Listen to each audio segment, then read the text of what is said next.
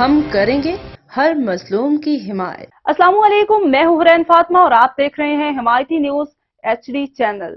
نظر ڈالتے ہیں آج کی اہم خبروں پر۔ لاہور وزیر اعلیٰ پنجاب مریم نواز شریف نے لاہور ڈیولپمنٹ پروجیکٹ کی منظوری دے دی۔ وزیر اعلیٰ مریم نواز کی زیر صدارت خصوصی اجلاس ہوا جس میں ڈپٹی کمشنر لاہور رافع حیدر نے ڈیولپمنٹ پلان پر تفصیلی بریفنگ دی۔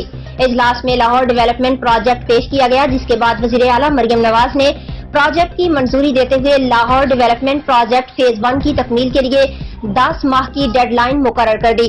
بریفنگ میں بتایا گیا ہے کہ پہلے فیز میں لاہور کے 6 زون کی تعمیر و مرمت اور ڈیولپمنٹ کی جائے گی۔ فیز 1 کی تکمیل کے بعد فیز 2 میں دیگر زون کی ڈیولپمنٹ اور تعمیر و مرمت کی جائے گی۔